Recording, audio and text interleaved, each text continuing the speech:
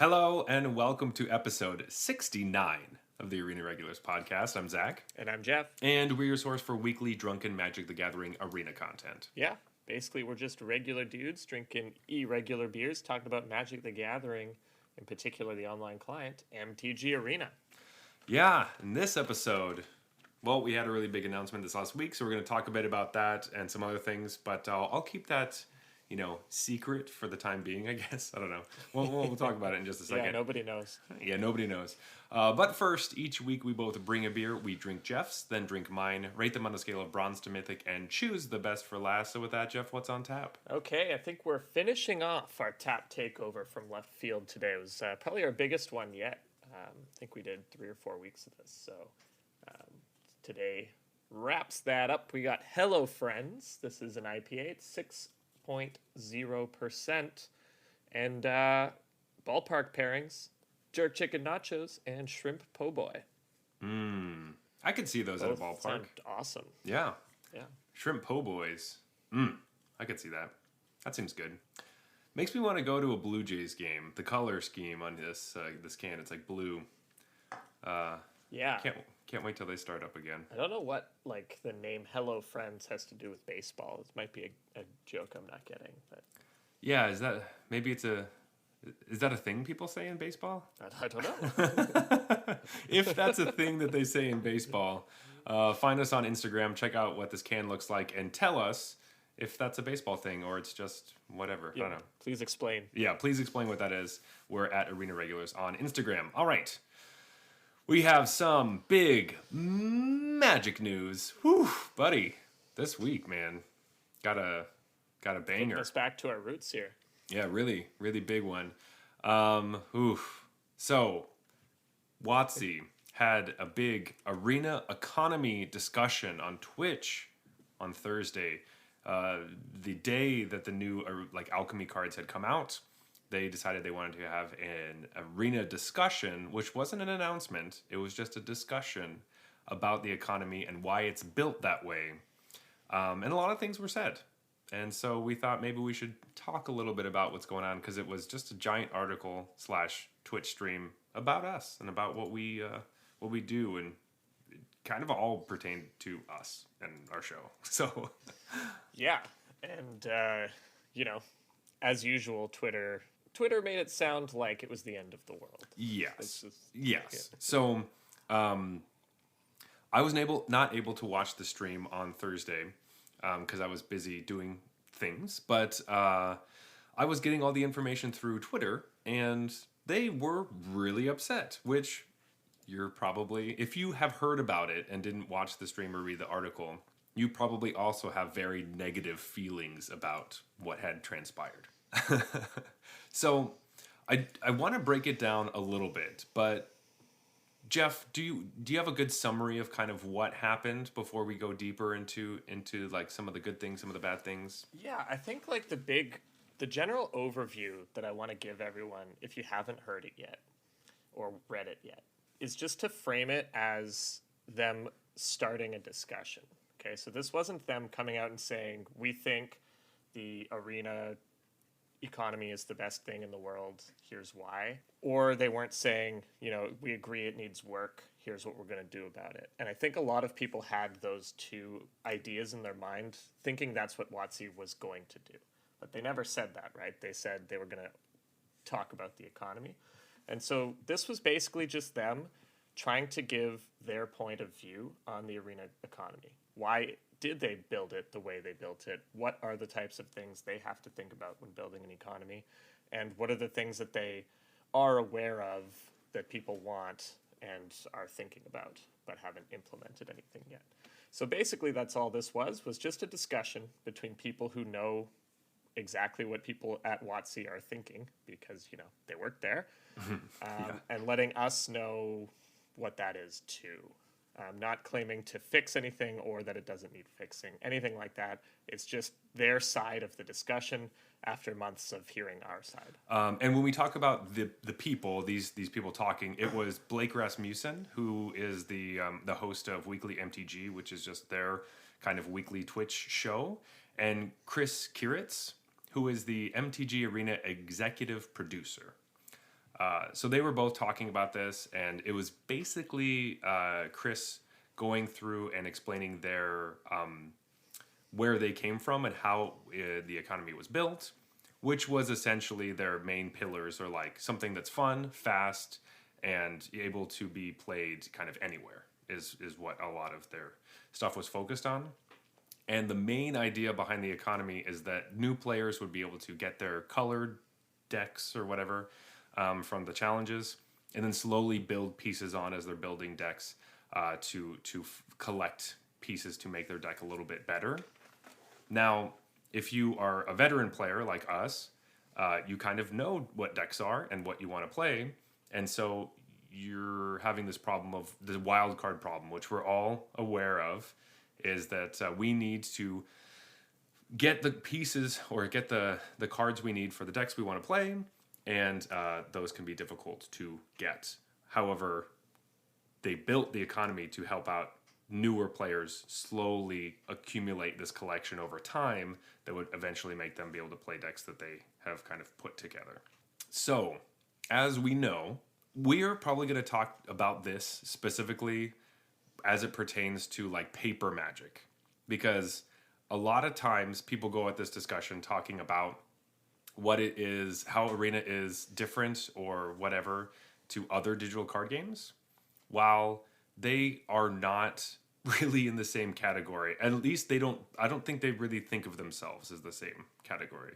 Is it? Do you think that's kind of true? Yeah, I mean, they're in an interesting position where they do have to, cater to the expectations of the digital, on like the digital card players, but there are so many Magic players they have to consider as well. So a lot of new games are like, we're a digital only game. We don't have a fan base already for our card game. The expectations we have to meet are set by the industry. Whereas Magic, it's like the expectations we have to meet are set by both our current player base and the digital card game industry. Which can have some pain points. And that's something that Chris Kiritz talked a bit about, is just different pain points in the structure of things. Which the main one is usually constructed players don't have a really streamlined way to get the cards they need to play the decks they want to play. Because the way that you get wild cards is by opening packs, slowly your wild card wheel goes up until you get a rare wild card if you open 6 packs, and then every 6 of those is a mythic wild card. Which I didn't realize wasn't always the way it worked. There wasn't always wild cards like that. They were just kind of like randomly in packs at first. Like there was no progression. That's a long time ago, but yeah, originally that is how it was. Yeah, but some of these things, as well as duplicate protection, where they brought in the vault, which is kind of just like an extra thing. It really doesn't do all that much. But these are the kind of things that they have slowly put together. Now, we haven't seen a lot of these changes in a while, but it does seem like a lot of the things that we want are on their radar, and they will eventually change, or at least try. Now, some of the acquisition of like the amount of wild cards that will be put out there, or they were talking, like a lot of people have said, hey, I want to make my common and uncommon wild cards should be able to be traded up for rare and mythic ones. Like whatever. Yep. 4 or 8 or 16 uncommon wild cards to make one rare one. They answered the question. They are not going to do that. And the reason is because they would have to restructure how they give out common and uncommon wild cards, because they give out so many right now, which we know because everyone has a ton. And that's a good point that I think anyone who is, interested in this discussion should sort of just make peace with right now, is that this discussion isn't about making the game cheaper. WotC has decided how much this game costs. They have done analysis. They have a bunch of data.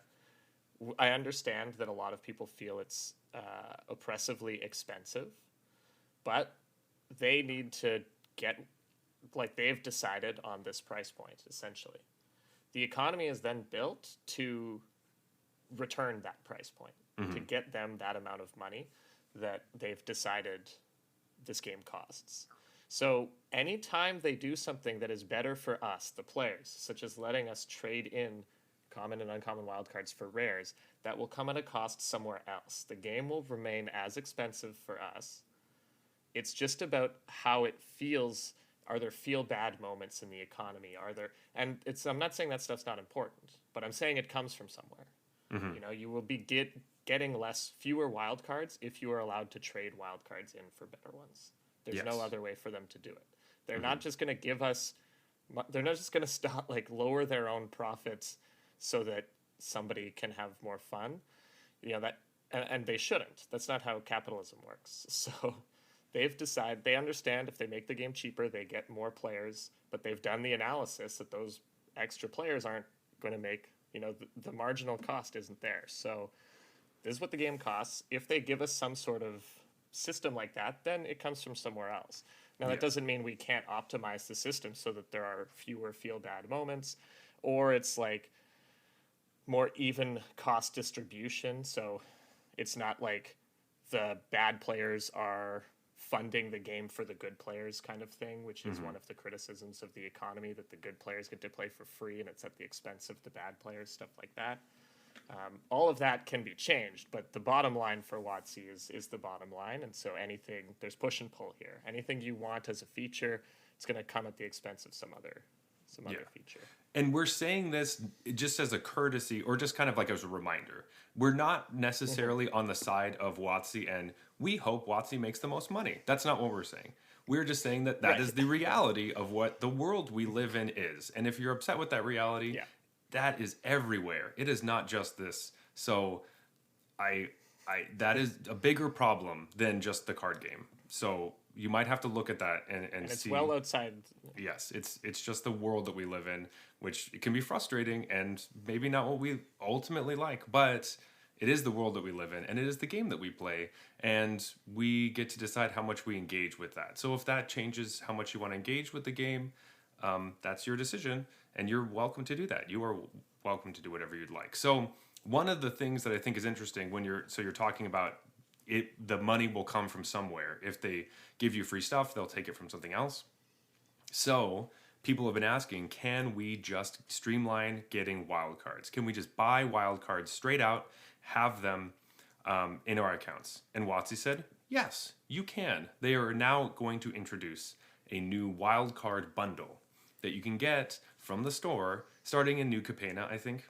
They're going to do this for 6 weeks. It's a 6-week period of time where they're going to allow you to buy 12 rare wildcards and 4 mythic rare wildcards for $49.99 USD. That's only real money. You can't use gold or gems to get those, and you are able to get those wildcards. That is very expensive. So I'm surprised they did this because, okay, so one of the features, you know, I say features like it's a good thing, but one of the aspects of these free-to-play economies is that they're always designed in a way that it's very difficult for you to attribute a dollar amount to something, because there are multiple different currencies that exchange at different rates depending on what you're using those currencies for. And so only the masterminds behind the computers at WotC actually know, you know, they have metrics for what a gem is worth in dollars and what 1,000 gold is worth in dollars and stuff. But it's meaningfully obtuse. It's intentionally obtuse so that the players have a hard time internalizing that. And so when they did this, it's just like they're telling you how much a wild card is worth. And a lot of people are going to be surprised because that means the economy was working. It was masking how much a wild card is. And now they've just told us, and everyone is outraged because it's more expensive than they thought. And yeah, it is much more expensive than I thought. I thought that you would get at least a deck's worth, like a top tier deck or like a meta deck, right? You would think that you'd be able to spend $50 to get enough pieces for that, and not always the case in this situation. So that's like 5 playsets, like 4 rare playsets and then 1 mythic playset. Sorry. Right. It's the 3. reality is a bit closer to like 100 to 150 is what gets you a deck, seems like. Yeah. Which in depending on how many rare dual lands you need and all that stuff. Sorry, it's even less. So sorry, I was saying it's more. It's 4 play sets of cards, but right, three rare three play sets. three rare and a mythic. So this just means that like the one big thing that they said about this, and if you're outraged, great, don't buy it. You don't have to buy it. Don't buy it. Don't buy it. Because what they said is that they want to do it for 6 weeks, and then after the 6-week period, they will reevaluate what it is or what they're going to offer. Now, if you think that this is outrageous, please don't buy it. Do something else. Continue to buy the gems you were doing, or don't spend any money, or whatever. But please, but don't complain about how much the wild cards cost and then pay for it, because that will tell WotC that it's an appropriate price, because you'll still buy it. Now, the question I had was, how much would $50 US, how many packs would that get me? So I think that $50 in packs, as wild card counts go, I think you get like 9 rare wild cards and like 1 or 2 mythics or something, plus all the cards in the packs. Okay. Yeah, but and how many packs is that? I think it's like 45 that's like the half deal, or right? 45? Yeah, which is worse right, than $100 is about 90 packs. It's like 90, actually, yeah. So, but you have to spend 100 for that. Mm-hmm. So the $50 option is probably less than 45, right? But if you wanted to not just spend, I only have $50. Exactly. That's what I'm going to spend. So that's a lot of cards you're missing out on. You get your 16 as opposed to your 12 wild cards, but then you're missing something to the effect of 40 rares and mythics. Yeah. So you're down like 37 rares and mythics. Exactly. With like the possibility of more wild cards in all those packs you opened. Yeah. Which is a good time to segue that they were talking about a big thing with Magic in general is just like the fun of opening packs. So they wanted to make sure that packs were fun to open on Arena as fun as they are as fun as they are to open in paper. Right? They have an entire division. I don't know if they succeeded on that. No. They have an entire division at Wizards. It's a lot more fun to open a paper pack. That like all they do is like do booster fun stuff, which is all the different treatments and the set boosters and the list and the collector boosters, and right. It's insane, right?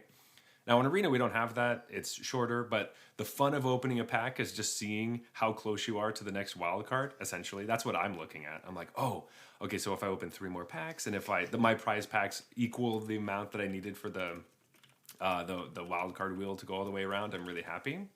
But that's about as excited I get for packs. But it kind of brings into their discussion that they won't ever do dusting of cards, which is something that people have been talking about a lot. And Jeff, I know you have some thoughts about dusting specifically. Yeah, so for those who don't know, if we haven't explained this before, dusting is like, let's say I have my rares, I have 4 Kazandu Mammoth, and all I play is standard, so standard comes around and Kazandu Mammoth rotates out in a year, and I don't want them anymore because I don't play that format. The idea of dusting is I could convert those into some amount of resources. Certainly not like everyone would give me a rare wild card. They would never do that. But I can sell them back to Arena, essentially, for some amount. They leave my collection, and I get some amount of gold or gems or wild cards. Maybe whatever. I get, for the whole play set, I get 1 rare wild card or something. Yeah, WotC's been clear they're not going to do this, and their stated reason is that it's feel bad. Basically, the idea is it's feel bad, that you don't want to get rid of all these cards, and then some awesome historic deck comes out that requires 4 Kazandu Mammoth, and now you feel really bad for having dusted your Kazandu Mammoth, which I definitely understand. Like, I don't think that's the whole reason. That's not the whole reason they're not going to do it. But as far as a stated reason goes, I think that's totally reasonable. If anyone's played any of those other games with dusting, you're always like so hesitant to do it because the rate is so poor in order for the mechanic to work at all.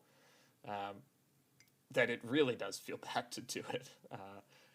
And then the other thing is like Magic in particular has a lot of cards that aren't intended for everybody. That's the design of the game.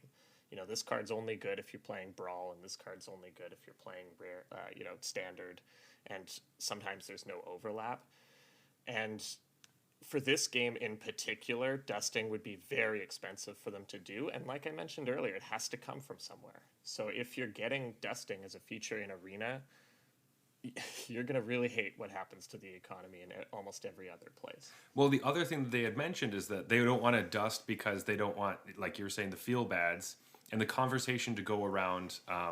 Instead of what should I build, it's what should I destroy, and going on for like maybe if you're an enfranchised player, you know what deck you want to play, so you can get rid of the cards you don't need for that and just build the deck that you want. However, if you're a newer player or like a kind of intermediate, you don't know. You have to like post your whole collection to like Reddit or something, as their example, saying which cards should I get rid of to build a deck that I need. Exactly. And then all people are talking about is destroying it.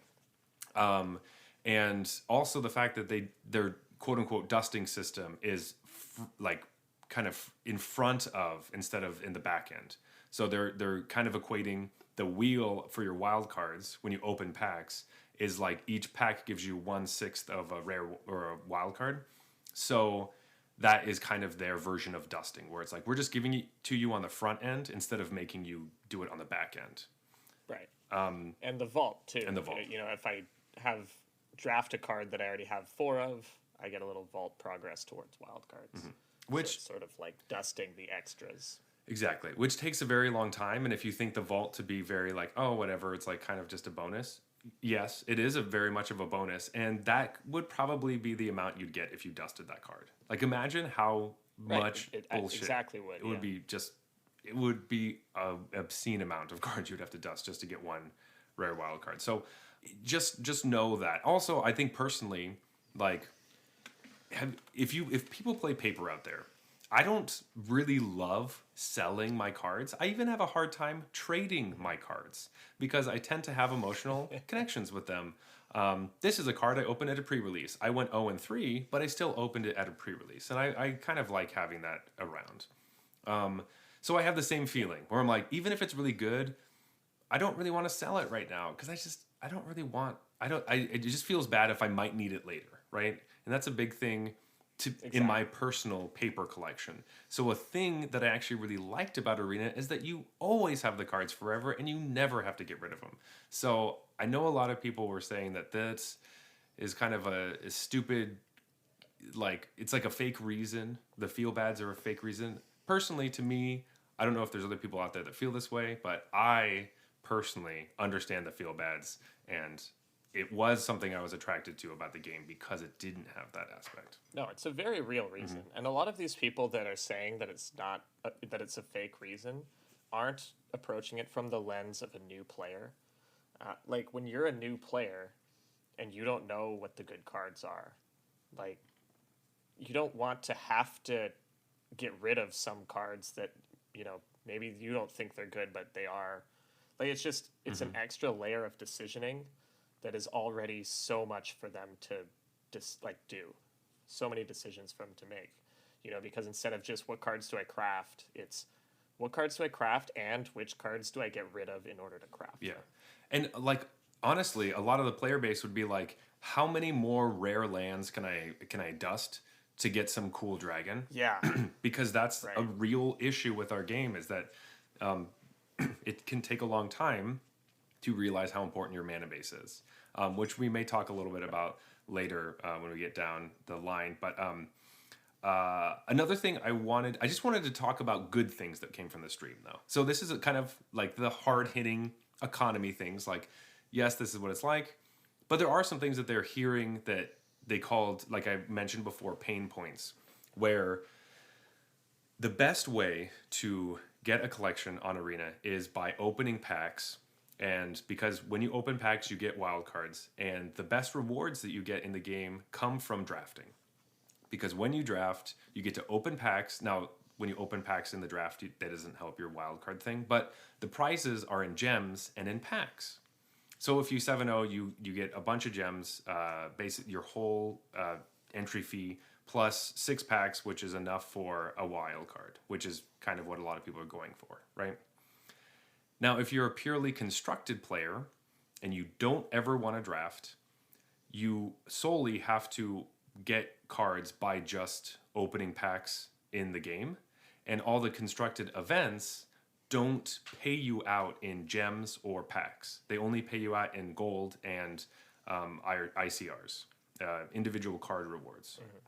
So one thing they talked about wanting to do is change that, make those events better and closer to the limited events, so that if you're a strictly constructed player, you would still have a good way of making a collection just like a limited player. Because right now there's kind of this weird imbalance of like all these limited players have a ton of packs and wild cards that they don't want to use because they just want to draft. And then all the constructed players are like, I don't have a really good way of gaining more collection. Like it just costs money, just straight money. Which I think is great. And they also hinted at some of those events may be helping out, kind of onboard you to the new OP system that we're going to get an announcement about later this month. So, Oh, okay. Cool. a constructed event on Arena that's best of 3 that pays out gems and packs / invitations to real tournaments. That is very exciting. I don't know. The dream. That seems really That's the good, dream. right? So that was one little nugget that I found in the stream that was like, wow, that seems great. Like Jeff, I know you play a lot of constructed and build a lot of brews and stuff, which can be hard with the arena economy, brewing specifically.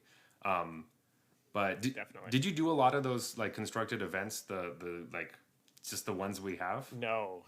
No. So the only constructed events that I've found to be like really high EV, so we'll say EV a few times probably, it's just expected value. It's like if an event is expensive and has shitty prizes, that's a low EV event because you're not expecting to get very much out of it other than the enjoyment of playing in the event. Fun.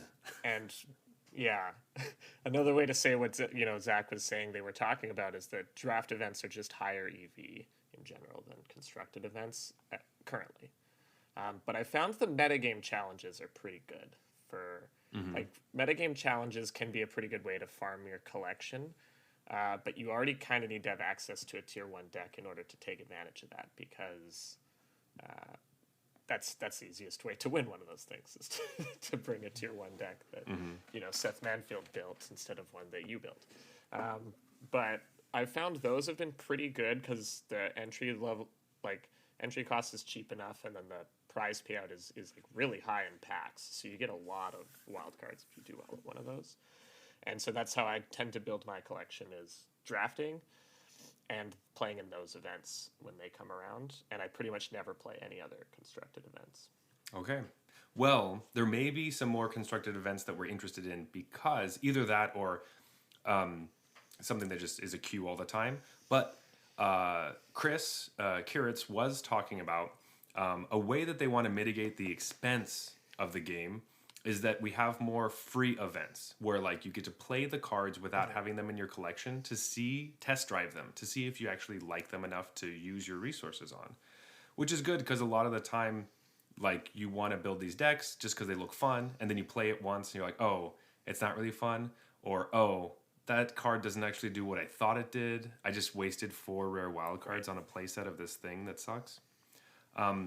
So he was mentioning that like they do those kind of all access things for like standard and historic, and Alchemy had one this last week or is going to have one or something, I can't remember, with the new cards or little free events where you have they had an Alchemy one that was like they had pre-constructed decks with some of the new Alchemy cards, so you could test them out to see if you like them and stuff, which made me not really like that Kami of Transmutation. I was like, oh, this card's not very fun.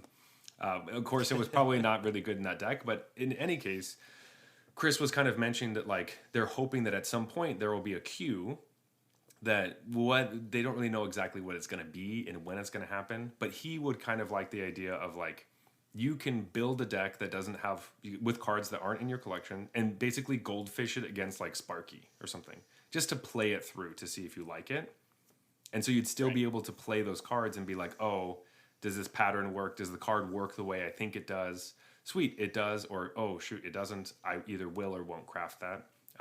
Which I think that's kind of a smart little, like a little playground. Like you're not really playing the deck because you're not getting rewards or anything. But it does let you test things out to see like, oh, is venture fun? And then you're like, oh, maybe it's not that fun. Maybe I won't craft a whole bunch of venture cards until they get rebalanced, you know? So Yeah, and that's a great way of what we were talking about earlier, just like not really changing the economy in a super meaningful way. I mean, Wizards would have better, like they would have precise data on how much a change like this would like cost them in terms of people spending less wild cards. I bet it's pretty small, but it removes the feel bad of it a lot. Like it gives it the illusion of being a lot better because like you got to do your research before buying. You got to try it out and then buy the cards that you wanted, rather than oh shoot, I got smoked 3 times in a row and I just spent 16 wild cards and I'm just not going to play anymore. yeah, So and then literally I'm sure stop. in the long run it'll make them more money because you'll keep going. So it's a way for them to shift the numbers around without actually taking any real losses, but make it feel a lot better for us.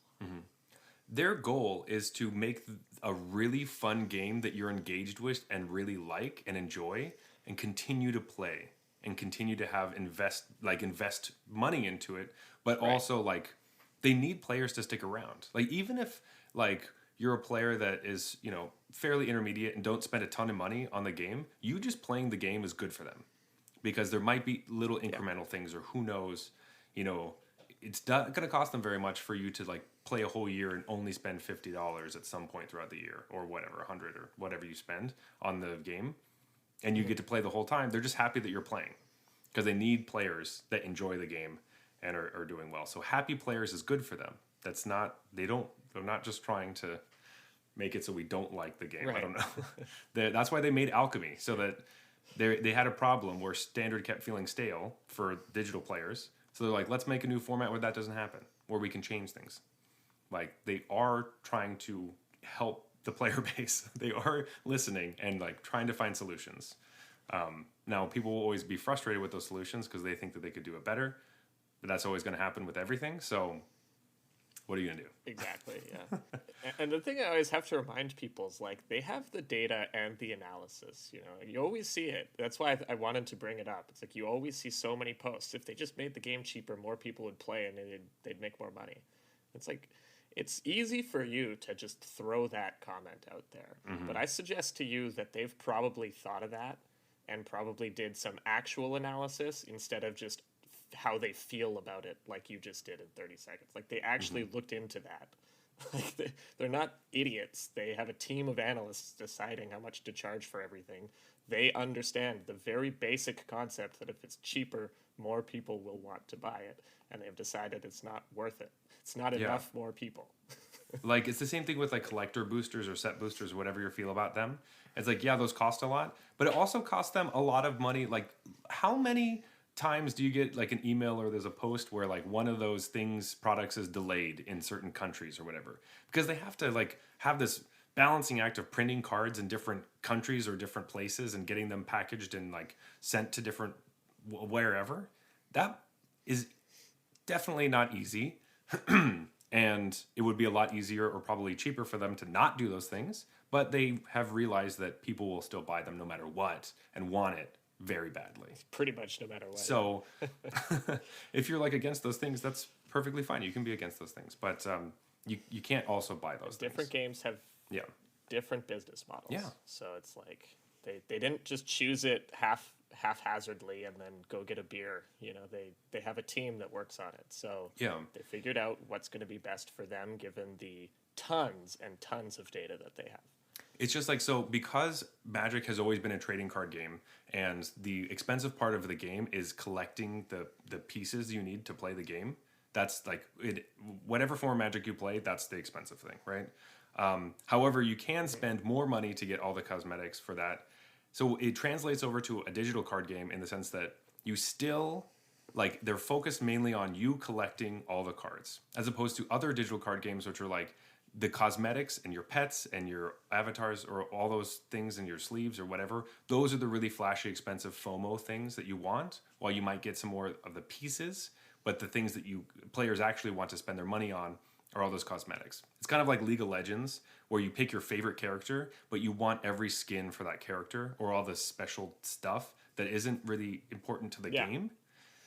Magic has some of those aspects, but for the most part, you need to spend all of your resources on like collecting all the pieces to play the game, which is a good thing to remember. Spend your resources very wisely, and know that if you're running out of like pieces to play the game, cards, don't buy the I don't know, emote. Or I mean, emotes are fun. We love emotes, but like, you don't have to buy the avatar or like the special. But you don't have to buy. You don't have to buy them. You don't have to buy the card style that is like the cool version of whatever card you may not. You don't play. need like your 6th skin for basic lands. You know, Like it's fine. you have some cool basic lands already. Just use those. Yeah, and even if you didn't buy any skins, you have a lot of options for cool looking basic lands. Yeah, it's true. Or maybe you'll win some in events and things like that. Which I also heard that they were going to implement the thing that they've been missing for so long, which is being able to pick your favorite basic land styles. And whenever you add it, they're adding that, which also will help the duress problem, where you'll be able to click on a card and then like go through all the different arts of it, as opposed to, that's what I'm assuming this is what that's saying, then having to do it each time. So that will be a function in the game, which will then solve a lot of other problems that we had.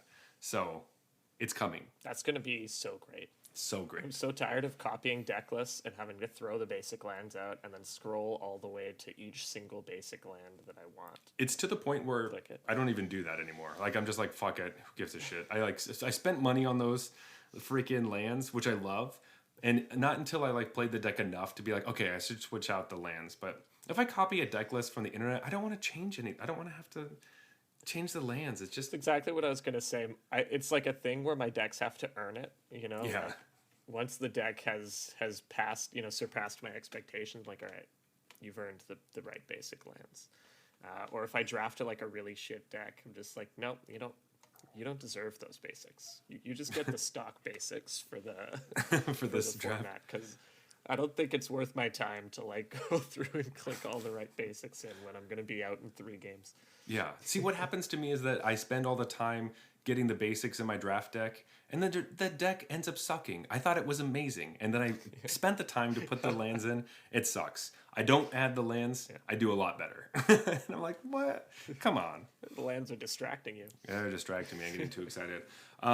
Before, I do have a couple more comments that I do want to talk about with this announcement. I know we've been talking a lot about it, but some important things we haven't gotten to yet. But Jeff, where are you on your beer? I just don't know. I haven't seen your beer in a while, so I don't. Oh yeah, I'm done. Okay, perfect. So I'm just gonna finish this. Let's go to a beer break, and then we can wrap everything up. How's that sound? Yeah. See you on the other side. All right. This beer break is brought to you by our patrons over at Patreon. That's right. You're already supporting the show just by being a listener, but if you want to support the show even more, the best way to do that is over at our Patreon. And when you become a patron, you get an exclusive invite to our after party, which is a mini episode recorded immediately after this one, where we talk about stuff, other things. Plus, you get to vote on which host you agree with more by either buying me a beer or buying me a beer.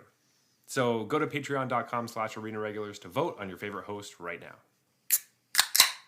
All right, Zach, what do we got to round out left field? This is the first left field beer I ever drank. So it's fitting that it's the last one. Is the first one you ever had too? I think so. It's the first one I remember. They used to have this. Possible I had one before.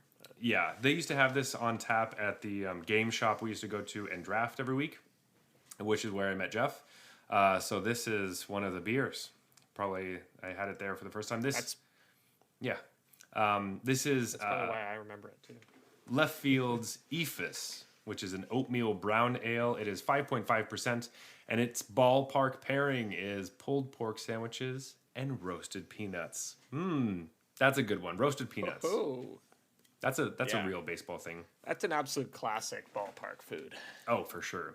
I did have to look this up because I did not know what EFIS meant, and I spent a lot of the time just being like, "Oh, EFIS, yeah, I don't really know. Is that a baseball thing?" And then later I found out that it was a baseball brewery, and I just was like, well, I don't know what EFIS is. So I looked at, do you know what EFIS is before I tell you? I do not. Okay. I do not. So apparently EFIS is a slow pitch that travels in a high arc. So it's a literal baseball pitch. They call it, Huh. the EFIS is a challenge to throw effectively. So Yeah, it sounds like it would be hard to do. yeah, as are all baseball throws because they all seem crazy and weird. Hey, hold this one with your Is knuckles. it like a That'll be hard to softball hit. underarmed? That's Maybe. an EFIS, if I underarm it at my EFIS? softball league. Yeah, because it goes really high. That's and- slow and high. I don't know. It seems really strange to me, but there you go, EFIS. But anyway, sorry, I just saw the Urban Dictionary version, which is not about baseball. Anyway, Yeah, that's for the after party. yeah. If you want to know what EFIS means in Urban Dictionary, well, I guess you could just look it up, but we might talk about it in the after party. Anyway, let's get back to talking about some of this announcement, but also economy on Arena and tips that may help you make the most out of your gem/gold/wildcard/game. There you go. So one thing, I should take a sip first. I've been talking so much, I haven't taken a sip. Here you go. EFIS. So one thing that they were talking about that was really big and kind of got jumped over a little bit, that people are kind of talking about, but not a ton, is that they are looking at Arena as a 4 constructed format game or program. So right now we only have 3 of them, and we're waiting on the 4th, which means we're getting a new format in the next month or two, which they said, yes, you're definitely getting it in the next month or two. Right.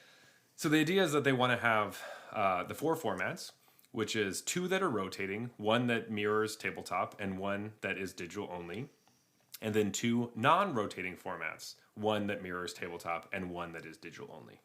So right now we are just missing the non-rotating format that mirrors tabletop. We've been talking about Pioneer for a really long time. That's right. Sort of what Historic was originally meant to be, until they just took it a different way. Yeah, so like, yeah, Historic was originally just a non-rotating format where you could use any of your cards on Arena, basically.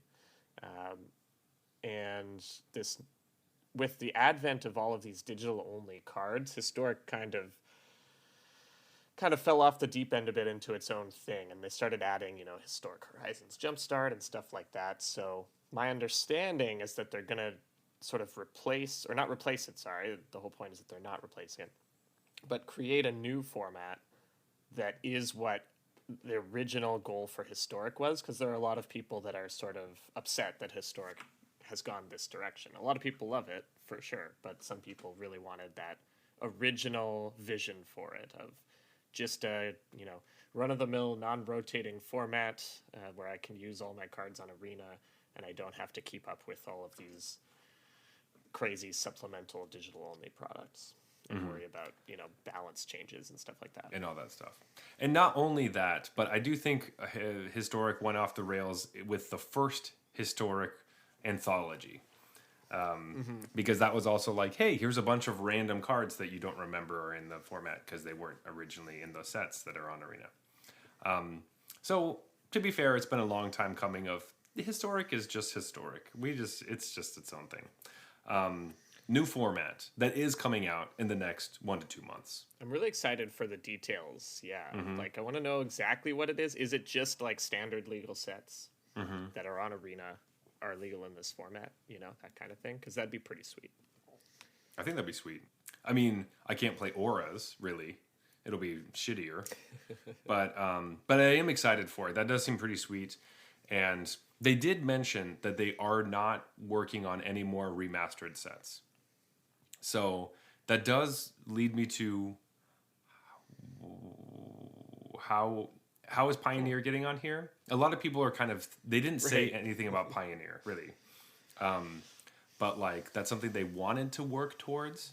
So they said that they just didn't want to say what the name of this one is, if it has a different name, if that might just like would that possibly just replace Pioneer and paper? If we're like, hey, this is almost it's people are saying Pionish, like kind of Pioneer, but Yeah. like missing pre Kaladesh cards.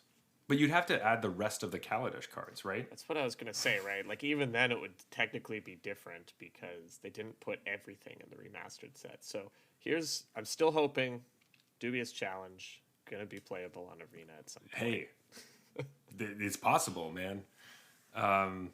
It's possible. So we will we'll have to see with that. But we do know very little about it, to be honest. Whatever it's going to be is that it will not change, and it will just have like the normal it will have the normal bannings and no rebalancing and all that kind of stuff. But that's cool. I mean, it does seem like a piece that we've been missing for a while, and a lot of people were upset that Historic got changed because of alchemy stuff, and this is the first time they've really talked about it, so that's great. Also, they were mentioning that if the rebalanced cards rotate out of alchemy, so whenever we go around and it's like, oh, Goldspan Dragon and Owen's Epiphany are out of standard, so they can't be alchemy playable, they might just decide to make them full powered again in Historic and be like, they're back, and then it's just like they're not rebalanced anymore. They said that that's something that they've thought about. Whether that will actually happen or whether it will happen to all the cards, they don't really know. They're going to play around with it whenever they get to a rotation where that matters. So they just aren't devoting any energy towards it at the moment. But that is one of the thoughts. So Be nice if they only undid nerfs and not like leave buffed cards alone. Like make everything the more powerful version, basically. that would be cool. I'm sure people would. I think that that's what they would probably do. I don't think they would just only go to the original ones. But yeah, because there's no reason that Dungeon Descent needs to go back to what it was or is. Yeah, we need to put that back to the outrageous printing values they put on that thing. It's like so many hoops to jump through. It still sucks. 4 mana and you needed a legendary creature. What is this? And it enters taps? Fuck you. This card sucks. It doesn't even tap for colors. Fuck you. It never had a chance. No. It doesn't really want to be in the Triumphant Adventurer deck because it can't cast Triumphant Adventurer on turn 2. Anyway. Right. Yeah. Anyway. But yeah, those are a lot of the big exciting announcements that we're getting. We're getting. What I basically wanted to say through this whole thing is that yes, there was kind of this weird thing where we got to know the real value of wild cards and we feel kind of bad about it.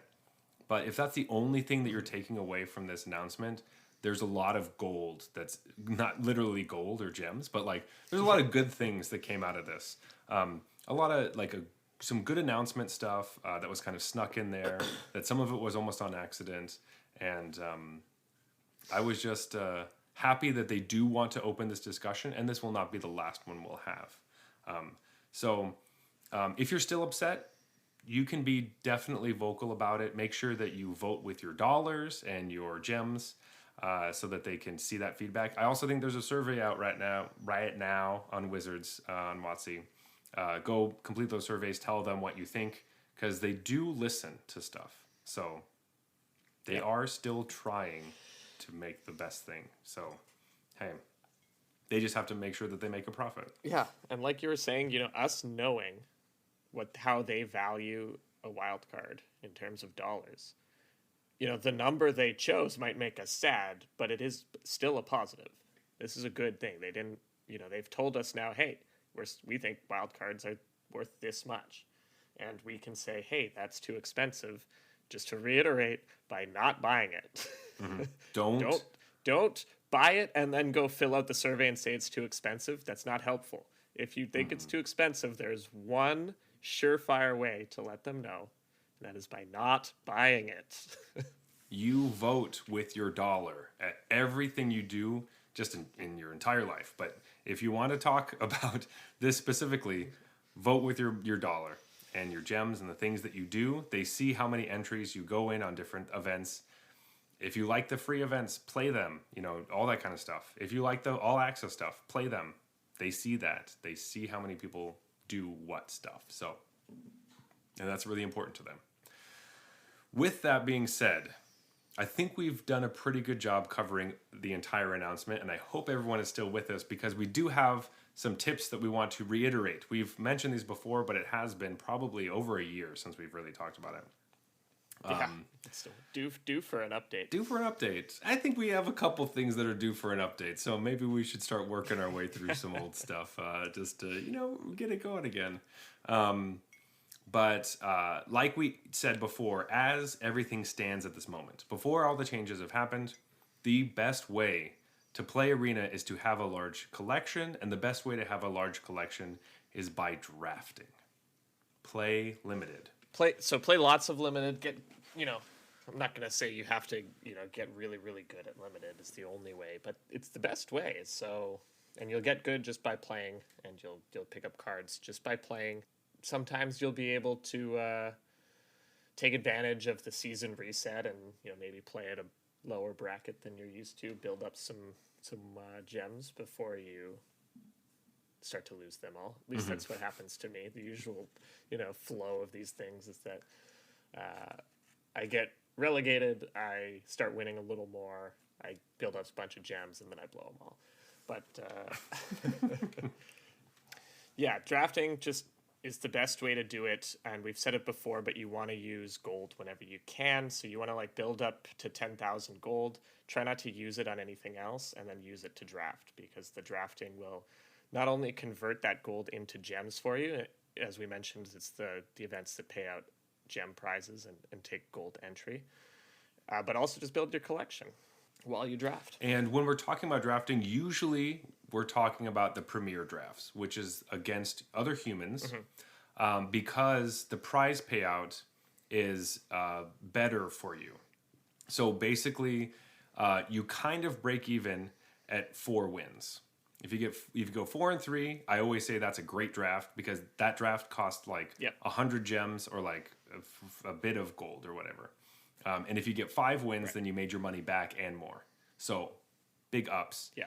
When you play the bot drafts, which are are they just called bot drafts? I actually don't really know. I can't remember what they're called. I think they're called. Are they called quick drafts? Or quick drafts. That's what it's called. Quick drafts. So a quick draft is against computers. The entry fee for a quick draft is cheaper, but to break even, to make your money back, you have to get 5 wins, and then 6 wins will be enough to get more than your money back. I think 5 wins is a little bit less than what you actually put in. 6 is you actually get money out of it. So that's why we like the ones against players, with a whole other host of reasons why we like the player ones better. But if you're specifically just talking about trying to make your account better and get a bigger collection, if you can get your money back from a draft, you convert your gems into gold.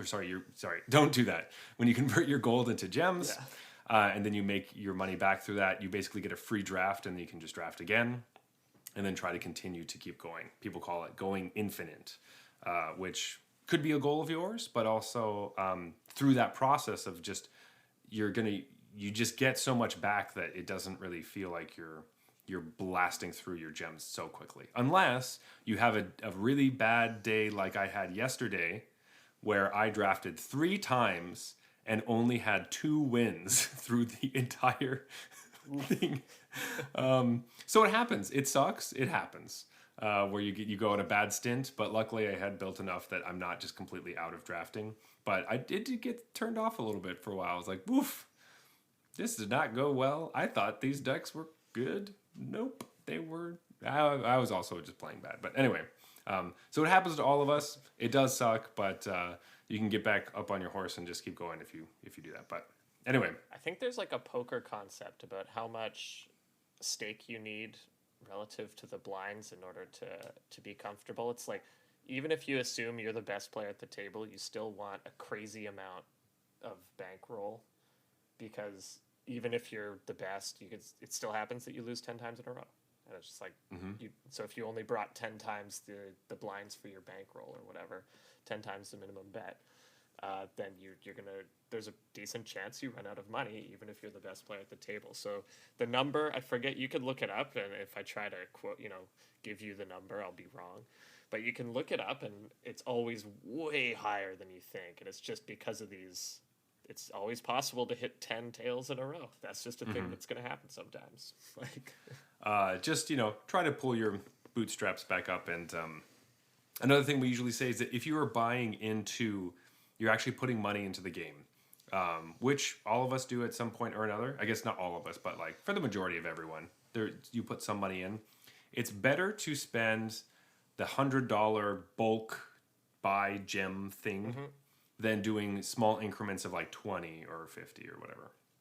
Just because the conversion rate is best at 100, and you know that you're probably gonna just have one of those. You want to avoid the nights where you get a little too drunk and keep buying 20 gems over and over again. You want to go to the shop to buy gems like maybe a couple times a year. Like you want to avoid it as much as possible. So don't make it a habit where you have to look at your credit card statement after you play Magic. You don't want to do that. You want to know, all right, I invested $100 into this for this month, and then hopefully that'll carry you for at least 6 or something. So it's hard for me to say exactly because it's been so long, but it certainly used to be the case that if you're willing to put some money into it, the new player bundle is a very good deal. Yes. I don't know if that's still the case because I bought my new player bundle like 2 years ago now or 3 years ago. But I can't imagine why it wouldn't be. Just relative to how much gems cost and the amount you get in that deal for $5, I think it was back in the day. It's an incredible deal. It's the best deal in the store. So don't go around just assuming the new player deal is some sort of scam. It's actually the opposite. Really it's trying to make you comfortable to whipping out your Visa card. So it offers you a really good price point in order to convince you to do that. It's almost that free little bit of the drug, your little cardboard crack. Exactly. Except for it's digital. Yeah. First one's on the house, Though, so as Jeff was saying earlier, now we know how expensive wildcards are, like $4 or $5 or something. So what do we always do, Jeff? What do we love doing in draft? Draft the rares. Yes. People will tell you you are a bad drafter if you draft rares. What do we tell those people, Jeff? Oh, I don't know. Do we address them directly? They're wrong. Wrong. I was going to use some more colorful language, but then I'm like, yeah, there are a lot of nice people that say stuff like this. They're just mistaken. Yes, mistaken. And we've talked about this before, but it's, as you mentioned, even more true now that we know WotC values rares at like $4. The draft only costs you something like $7.50 or we looked it up off stream and I already forget the number, but two rare wild cards is worth the draft essentially in how much gems you pay for it. And so the best common in the pack is going to change your win percentage by such a small amount and might not even change it at all if you just don't happen to draw that card or the game doesn't matter. In order for that small difference in your deck quality to actually matter, you have to win a game that you would not have won without it. And that's already so unlikely. It's not zero, but it's unlikely. And it's not going to pay out the $4 that rare is going to pay out, or $6 for a mythic, or whatever the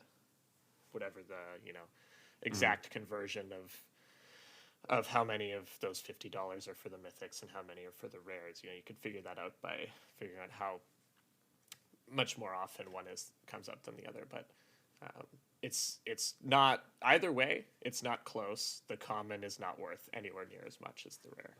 Yeah.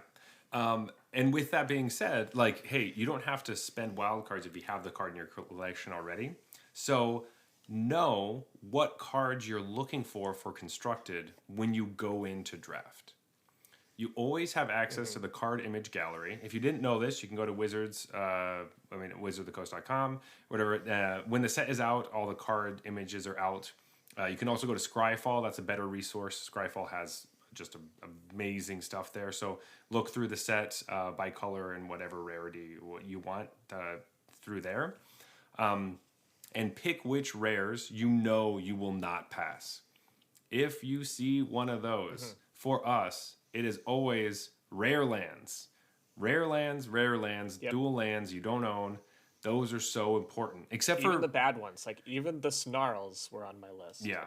I still even drafted the snarls. So I think the only exception might be with Kamigawa, where I don't need more Boseijus. So I like having the one I have or the two, but I'm not looking for a playset necessarily.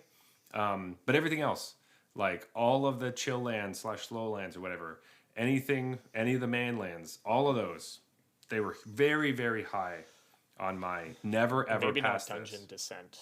Not fuck Dungeon Descent. That card's fucking shit.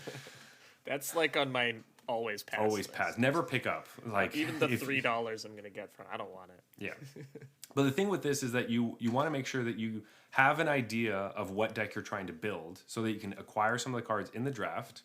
Like I was picking up Light Paws when nobody would want it and pass it around, and I would pick those up in drafts, and then I could use it to play my kind of janky deck I wanted to play.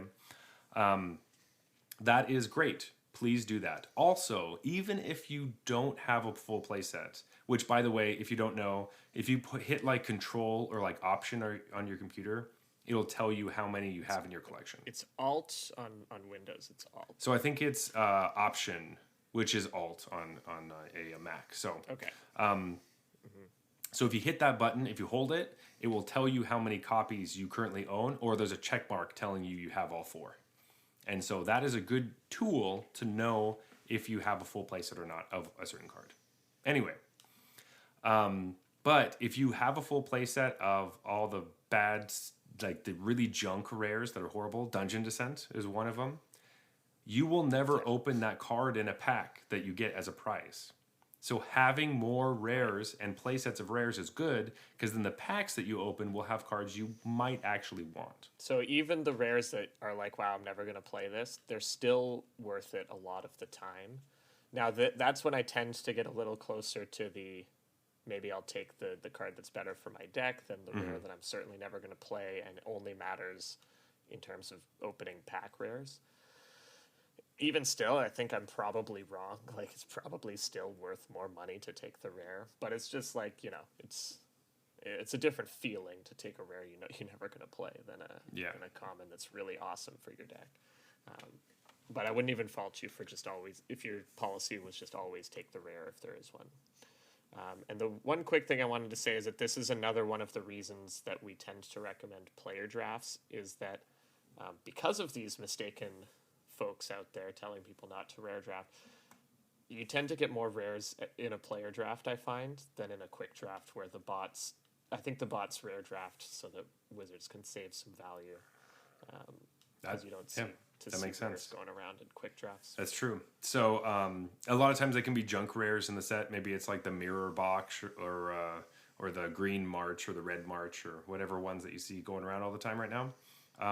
If you don't have playsets of them, might as well take them. Hey, there's no harm, no foul. Yep, still worth picking them up. Good for you. Good for your collection. So, and your collection can be key, as we've seen through this entire discussion. Having a big collection gives you a lot of pivoting points. Because we didn't really mention it earlier, but Arena can be really difficult if you like brewing decks, because it's very expensive to brew. And they did mention that as one of their pain points, I think, right? That they understand that brewers hate it. I mean, brewers just, Magic's just going to be an expensive game. If you like to brew a bunch of different decks all the time, you need access to all the cards. That's, there's no way around that. It is the kind of, like, it's the Jeff problem where Jeff really liked brewing decks around cards nobody liked and were really, really cheap, like Dubious Challenge. And in Arena, because every card is the same price, you have a harder time doing that, because your Goldspan Dragons are just as expensive as your whatever sisters tough to buy a Dubious Challenge. Yeah, exactly. What's the white black enchantment that's kind of shitty that seems cool though? That was my 3-point. Spirit, Spirit Sisters Call or something. It's the same. It's the same kind of, like, they're as expensive as each other. They're the same price. So do think of it that way, which is also a good thing. Remember that the economy, the way that it works, means that yes, your gold span dragons are just as expensive as your junky mythic. So normally I wouldn't be able to buy and play a meta deck or a top tier deck or the best deck. But because everything costs the same, I can. Which is a very big thumbs up. Good. I don't think I ever played a tier 1 deck until Arena came around. Yeah, I couldn't afford it. They were too expensive. And now, because of Arena, I can. So there are good things to the Arena economy, but you will have to spend money for the most part. Though, as we mentioned before, Jeff and I put together our own podcast account, and Jeff got it to Mythic. We did, yeah, and we got a tier 1 deck. So, and the idea was that we put $0 into it and just followed, the advice we've given here. Basically, I don't think we did anything special. We just made sure to draft, made sure to pick up rares. We didn't do the players bundle or anything. It was just draft, pick up rares, not even that, and build a sweet rogues deck. So yeah, I think we have most of we did this around Zendikar Rising. So it's a little while ago now, but I think we had most of the Zendikar Rising rares, play sets of almost all of them, at least, and certainly all of the relevant cards. Just from drafting. So if you focus on these kinds of things and you're a newer player, if you're itching to get into Historic, it's going to cost you some money. But if you want to just slowly get into it, you can take some time. And my recommendation, if you want to get into Historic, is buy shock lands and check lands. Buy your lands first, always. So rare lands are huge. And it would be a great idea for the new format too. Because whatever the new format is, it's probably going to have shock lands, it's probably going to have triomes, it's probably going to have the check lands. So pathways, all of these are just great investments where your wild card is going to be put to use at some point. I could pretty much guarantee it, especially if you're a brewer. If you're a brewer and you don't have your lands cycles up, then every deck is going to seem so much more expensive. But if you just have the mana base, it's crazy how much more cheaper, reasonable a deck looks on the wild cards. And if you're thinking oh, that's not so bad, it is a big investment. Getting all the shocks. Well, that's 40 wild cards, something like that, right? Yep. So same with the checks and all those. So unless you stick to a very specific 2-color pair, you can get away with a lot of shit. But if you want to play all the colors, lands are huge. So yeah, and I probably would prioritize them based on when I was playing Arena at the start, I knew that I would be requiring Overgrown Tomb. That was number one priority for me, get a play set of Overgrown Tombs. Then after that, it's I like Sultai, so maybe I'll get Watery Graves, and then I'll get, the Breeding Pools, whatever. And I sort of prioritized it in the order of my favorite color pairs, so that I could get building a green-black deck right away. But I still have 4, Temple Gardens in my collection, or, I have them all now, but I did order them in such a way that I felt like I could get brewing right away with just the first few. Totally. So those are some of our tips. Either they seem very obvious or not, but they're also a thing that it's good to have those ideas, because once you start drinking, you start forgetting stuff, and you start being a little cheeky, and you start buying some, cosmetics you don't need, or whatever, card styles. Oh, and I forget if we mentioned it, but never give them 1,000 gold for a pack. Just don't do that. Yeah. That's an option they have in the store. Don't do it. Yeah. It's not a big deal. I wanted to hear your take on this, because they are making a new type of pack, which is a mythic pack. They cost 1,300 gold for a guaranteed mythic in the pack. That's supposed to help you with the rare complete problem, where you have all the rares in a set but not the mythics, and this is a pack that's supposed to help you. Off the top of my head, it still sounds like it's a bad deal, because the 1,000 gold for the pack was off by so much. It wasn't even close. The mythic does go a long way. So is the mythic instead of the rare, or do I get a rare and a mythic? No. Do I get the option to spike 2 mythics? No. It's just... Oh, the rare is just always a mythic? The rare is always a mythic, or it's a mythic rare wildcard. Either or. I would say this is a bad deal unless it's I have a playset of every mythic, and there's one that I just need, and this is a way to get it for 1,300 gold. You know, something like that. Okay. Otherwise, no. Like, there are always more mythics in the set than you think. So if you're targeting a specific mythic rare, you're so unlikely to get it. Because you always think, oh, there's like 5 mythics in the set. There's like 50. So There's always, you're just not going to get it. There's 20 or more. I think they usually be doing Right. 25. So if you think a play set of 25 is 100, so you need to get 100 mythics.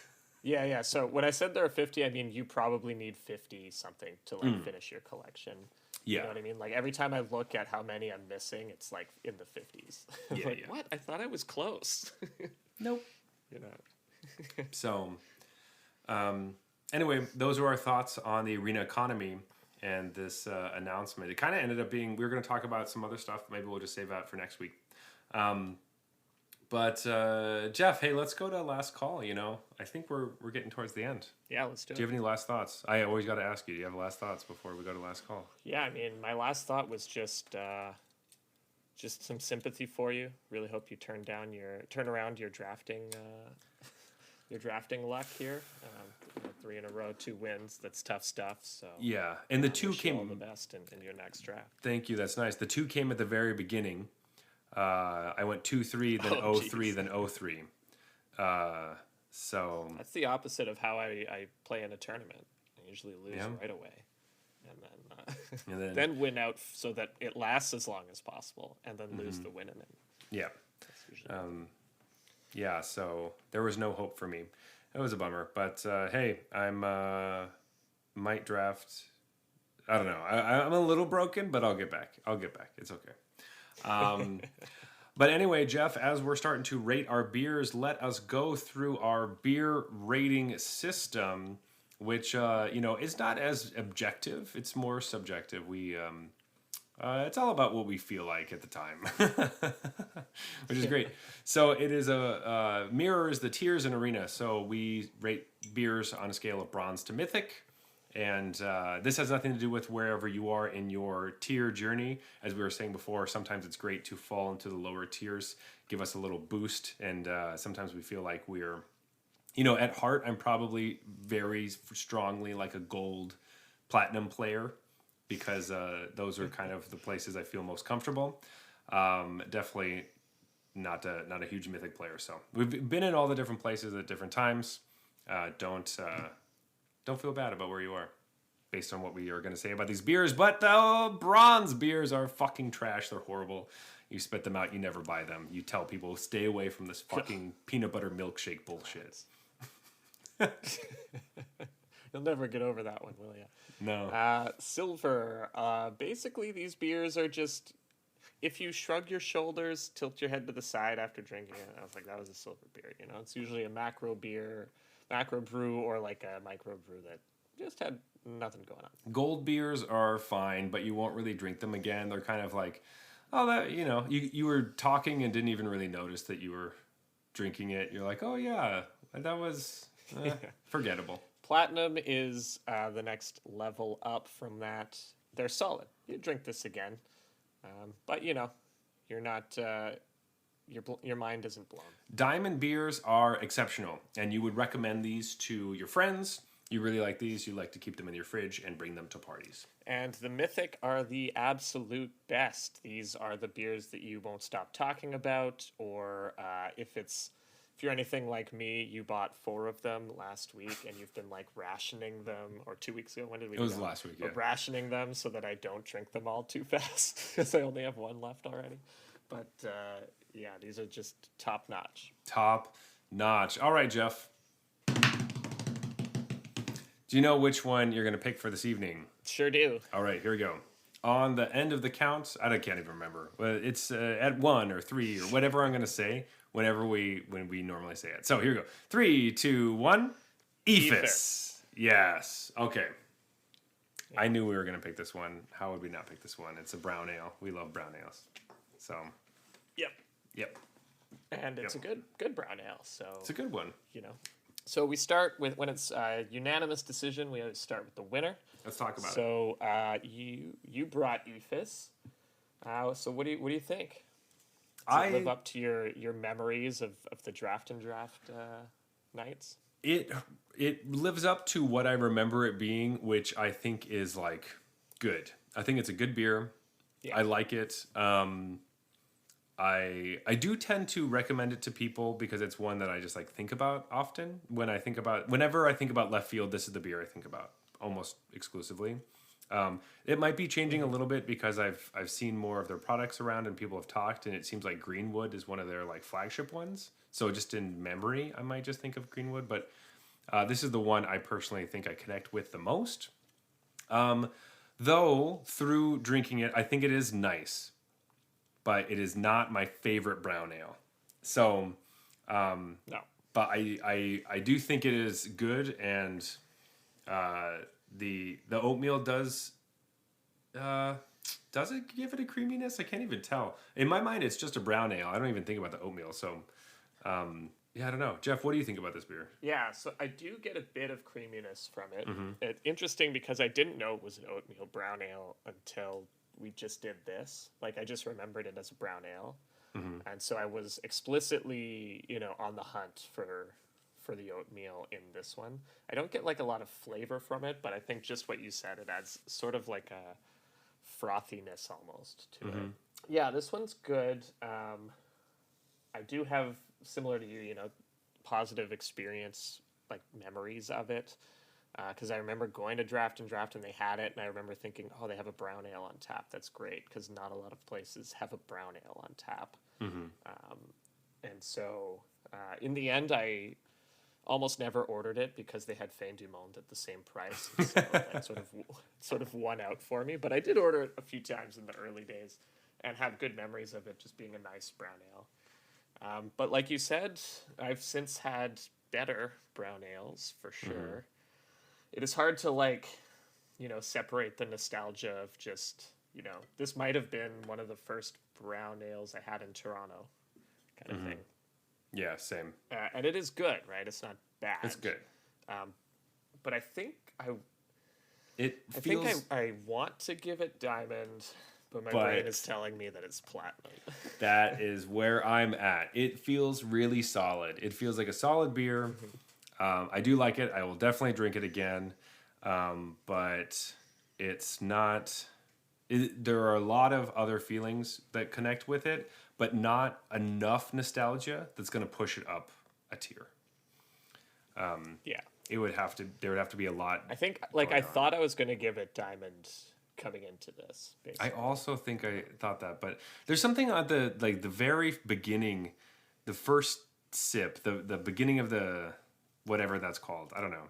It's not the nose, but whatever the very first bit of when you drink it is like just not exactly what I want, and then it finishes nicely, but it always throws me off a little bit. So yeah, this is definitely platinum, but platinum. All right, hello friends. How do you feel about this IPA? I guess the best word I have for this is just like unremarkable. I don't know. I didn't feel any particular kind of way about it. I know that's not a very helpful review, but it just is sort of your go-to IPA. It just tastes like an IPA. Yeah, I thought it was good. I liked it. I think I liked it better than Greenwood, maybe just because it's different. And I think it's like 5%. Certainly liked it better than that Moonshine one or whatever. The Moonshot. No, Moonshot was good. I liked Moonshot.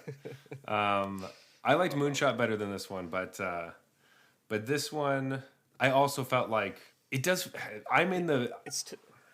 I feel like it's platinum in my mind, but I also could forget about it pretty easily. I was gonna go low platinum on it, and I was like, if he tries to talk me down to gold, I will not put up a fight. I'll be like, yeah, you're right, it's gold. It's tough with IPAs because it's such a competitive category. There's many IPAs, so many good ones too, that this one's probably totally fine. But I just remember being underwhelmed when I drank it, being like, it tastes like a sort of that juicy fruit forward style thing, and that's about it. Yeah, which is what I like in IPA, so I think that's what kind of drew me to it a bit more, because I was like, oh, this is an IPA style that I do like. So Yeah, so low platinum could fall into gold depending on if I drink it in the next year, which Yeah. We'll have to review. exactly. Did we drink it again? But sweet, all right. Wow, platinums. We haven't really had a Just platinums all around. crazy. It's been a while since we've had just like both of our beers are just kind of the same realm. But really happy to wrap up our left field tap takeover. It's been a whole month. I think it was 4 weeks. So feels good. Feels real nice.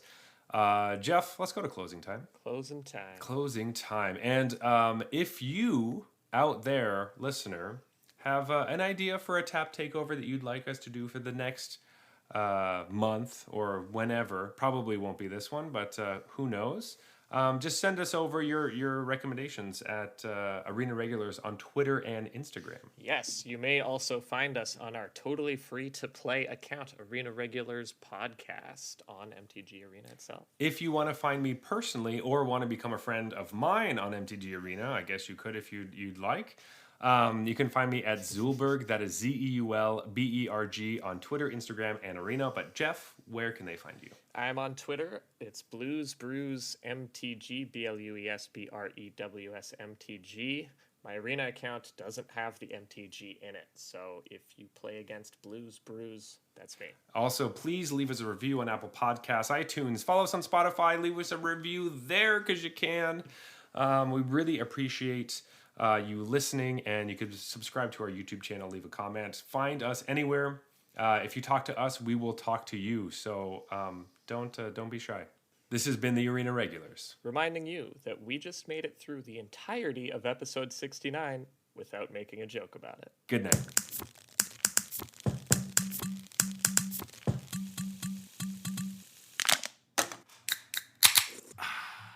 All right, that's fine.